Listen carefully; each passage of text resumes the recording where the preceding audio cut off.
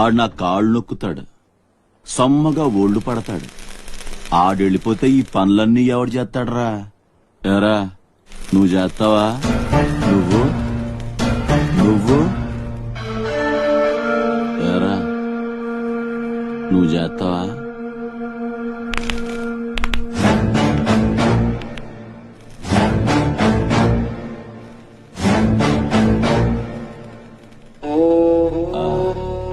అదే ఏం నొక్కుతున్నావురా నీ అయ్యా? పైన బాగానే నొక్కుతున్నావురా, మరి కింద కాళ్ళ సంగతి ఏంటి? ఆ